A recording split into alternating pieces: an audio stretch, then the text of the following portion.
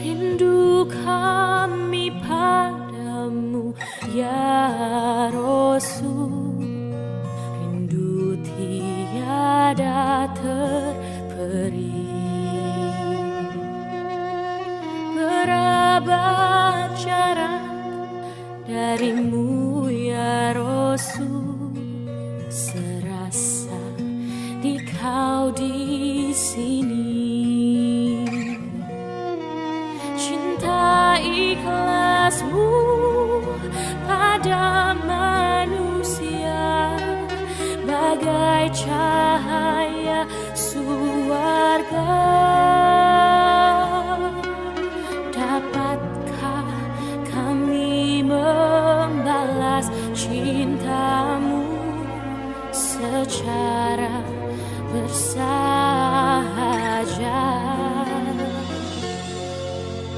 Rindu kami padamu ya Rasul, rindu tiada terperi. Berabad jarak darimu ya Rasul, serasa di kau di sini.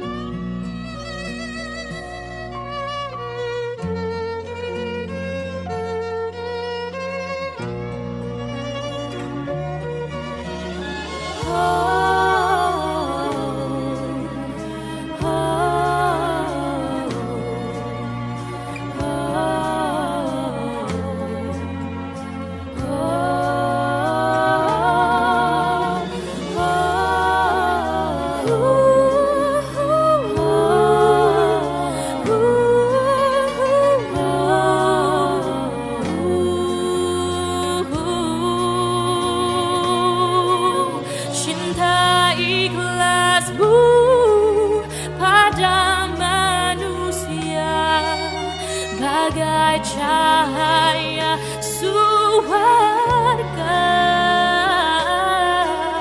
dapatkah kami membalas cintamu secara bersahaja?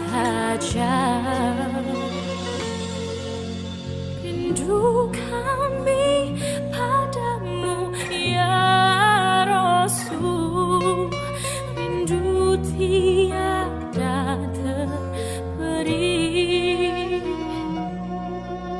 Berabad jarak darimu ya Rasul, serasa di kau di sini.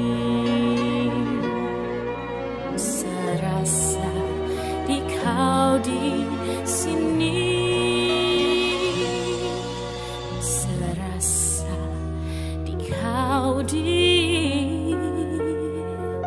Di Buletin At-Taubah beberapa edisi kemarin ya, tentang Nabi Ayub ini, profilnya bisa dicek di website.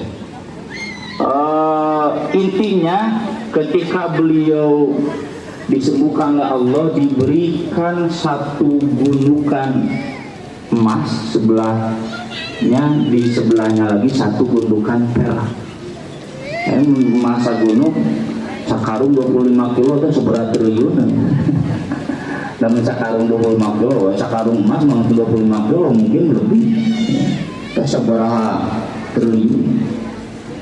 Lalu kemudian ketika Nabi Ayub mandi, berjatuhan belalang-belalang emas. Ini mujizat bapak-bapak tong yang juga Nabi Ayub. Sugan we cenaya simut-simut emas mana cenah ngadoa geus can aya we simut emas. Ieu mah mujizat Nabi Ayub, berjatuhan ya simut belalang-belalang emas. Eta Nabi Ayub sedang mandi, cek urang mah dianduk heula, di baju heula. Da keur mandi can dianduk, can di baju, langsung dikumpulkan pakai bajunya lagi, bajuna teh dipakai kanu awakna, dipakai wadah emas itu. Lalu Nabi Ayub ditegur oleh Allah tuh di hadis itu. Ya Ayub, alam akun aghnaytuka amma tara. Hai Ayub, bukankah aku sudah memberikan kepada kamu yang cukup sebagaimana apa yang kamu lihat ini? Tak senang sagunukan emas, sagunukan berat cukup. Diberi simut emas, dicokotan itu juga kurang kan ya. Bagaimana jawaban Nabi Ayub? Bala ya Rabbi, walakin la ghina li an barakatika. Benar wahai Rabbku, karena aku tidak akan pernah merasa cukup dari barokahmu. Ini Nabi Ayub kaya, emas unggul, gak diberi emas, cokotan nih. Nah dari hadis ini kata Ibnu Hajar, wa fil hadis jawazul hirsi alal istighfar minal halal. Hadis ini menunjukkan bolehnya bernafsu memperbanyak yang halal fi haqqi man wathiqa min nafsi bisyukri alaih, bagi orang yang sudah kuat dirinya dengan syukur atas nikmat tersebut. Jadi bapak-bapak yang terus ingin kaya asal ayat kategori syukur, dan memang gitu, la in syakartum la azidannakum, anu syukur mah bakal terus ditambah. Masa ditambah oleh Allah lalu kita menolak? Terus ambil nafas. Nah cuma masalahnya apa kriteria orang yang bersyukur itu sehingga menjadikan nafsu duniawi, nafsu sukses itu jadi halal. Kan tadi di halaman sebelumnya kita sudah bahas hukum asal nafsu sukses itu haram. Nabi juga takut ya, tapi ada pengecualian. Kalau nafsu sukses, nafsu kayanya seperti Nabi Ayub, kata Ibnu Hajar, itu karena sudah ada sifat syukur dalam diri Nabi Ayub. Dan kata beliau, pembahasan lebih rincinya dibahas dalam bab Ar-Riqaq ya, insyaallah taala.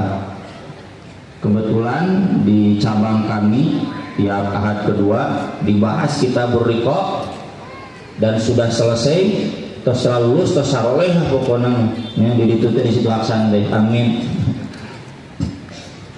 Dan itu kurang lebih ada 8 halaman di Fathul Bari, lut macan lagi. Nah bapak-bapak mah harus tinggal jadi nahu ya, 5.000 macan, 1.000 macana, 1.000 nalitina. Nah dari penjelasan beliau saya ambil 6 poin. Bapak-bapak, ibu-ibu boleh bernafsu kaya, boleh mengajarkan anak-anak harus sukses, tapi dengan kriteria syukur. Apa kriteria syukur? Ada 6 diantaranya yang saya inventarisir dari kitab Fathul Bari. Yang pertama itu yang saya tulis di catatan kaki ya, di nomor 6, lalu dalil-dalilnya saya sajikan di makalah. Catatan kaki nomor 6 halaman 2. Hidupnya selalu berorientasi pada kafaf, hidup cukup, tidak berkekurangan. Karena kan kita haram tangan di bawah, ya kan? Tangan di atas lebih baik daripada tangan di bawah. Jadi kalau kita hidup tangan di bawah doraka. Maka bagaimana caranya agar kita hidup tidak tangan di bawah? Teloba menta, teloba minjem, ngomong terusnya minjem bareng kamar kita dibayar. Minta halus saya kan. Tetapi juga tidak berlebihan, apalagi sampai tarofuha, sampai mewah. Nah saya tulis dalilnya di atas ya, di subjudul kafah, hidup cukup, tangan tidak di bawah, tidak juga hidup mewah. Al-yadul ulya khairun minal yadis sufla. Jadi kita jangan sampai tangan di bawah. Kita terobsesi mencari nafkah, ingin jadi orang sukses agar cukup. Apa cukup itu? Tangan di atas, agar bisa berinfak. Ya. Jadi lamun aya keneh bapak-bapak ibu-ibu dina otakna teh iraha abdi diumrohkeun ku karya imtak, wah sangsara pisan. Terus nu jadi masalah teh iraha abdi diangkatkeun umroh ku karya imtak, miskin da duraka teh. Justru yang harus jadi obsesi itu iraha abdi ngaumrohkeun batur ka karya imtak. Awas dong di luar karya imtak, bahaya. Harus ya. Jadi kapan saya mengumrohkan orang lain, menghajikan orang lain? Jadi mun bapak ibu ngadoa, ya Allah, abdi hoyong haji, abdi hoyong umroh, bari dina pikiran teh diumrohkeun ku Pak Haji, diumrohkeun ku Irfan Hakim, tangan di bawah. Dosa itu jelek. Harusnya kapan kita berdoa umroh dengan uang sendiri, bahkan bisa mengumrohkan orang tua, bisa menghajikan orang tua, itu dianjurkan. Obsesi untuk itu dianjurkan. Bukan obsesi hanya sebatas status sosial yang kaya, bukan.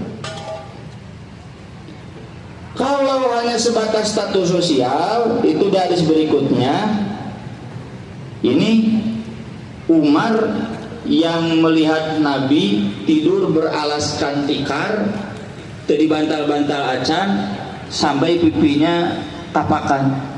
Aduh cenah Nabi, tuh di Romawi mah, tuh di Persia mah, yang namanya raja teh begini mewah kan? Kumaha Nabi kabita teu? Teu mun urang digitukeun tuh ustad itu mah mobilna geus ieu Pak cenanya. Ustad itu mah istrina geus 2 Pak, moal ibu nyaris gitu. Pak ustad itu mah rumahnya begini. Wah. Pak Haji anu mah usahana geus kieu. Urang kan jadi nyeri hati, nafsu. Nabi mah teu tenang. Lah, ulaika qaumun ujilat lahum thayyibatum fil hayatid dunya. Ini yang difirmankan Allah dalam surat Al-Ahqaf ayat 20, tidak saya tulis. Adhabtum tayyibatikum fi hayatikumud dunya wastamta'tum biha. Kenapa orang-orang fasik itu masuk neraka? Karena kalian menghabiskan kenikmatan hidup di dunia, dinyaankeun di dunia teh.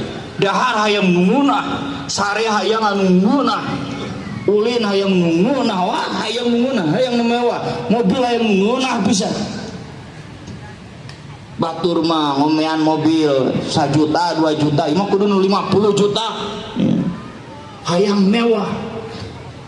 Batur meuli sepeda nu 3 juta 5 juta ge maju, imah yang 100 juta. Lebar mun dikalaskeun kan lumayan kan. Bisa ngangkatkeun santri daurah ke Mesir 2 anan wae mah. Ini orang-orang yang begini menghabiskan kesenangan di dunia, itu yang dikritik oleh Allah. Makanya orang-orang kaya zaman Nabi hidupnya tetap kafaf. Kafaf itu maknanya sederhana, tidak mewah. Yang kedua, boleh bernafsu kaya, bernafsu sukses karena ingin banyak berderma ya. Jadi bukan karena ingin memperlihatkan nafsu status sosial, tapi karena banyak berderma.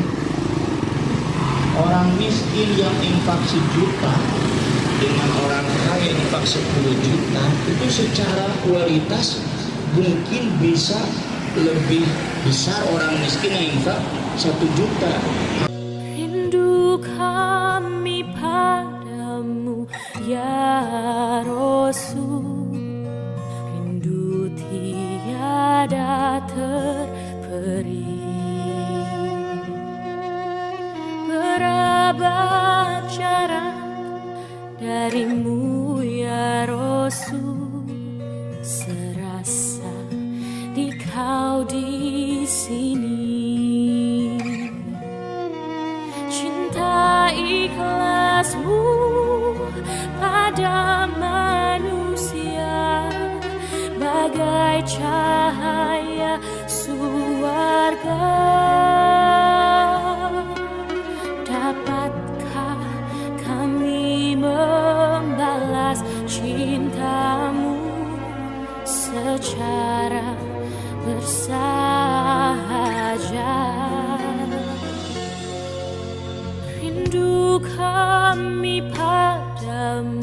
ya Rasul, rindu tiada terperi.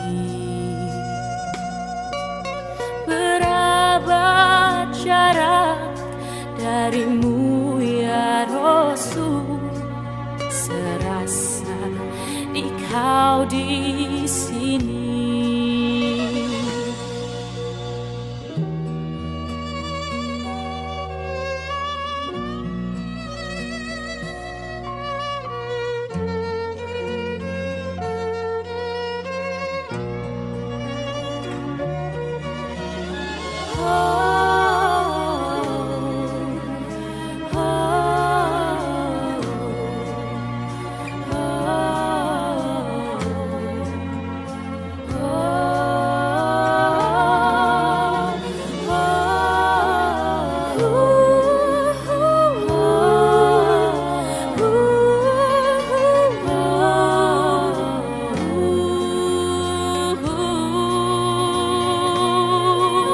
Cinta ikhlasmu pada manusia bagai cahaya surga. Dapatkah kami membalas cintamu secara bersahaja?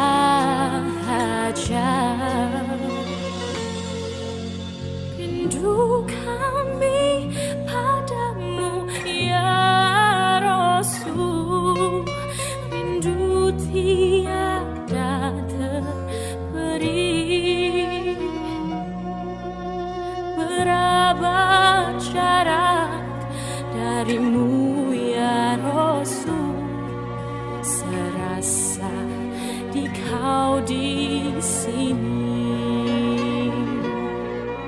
Serasa di kau di sini.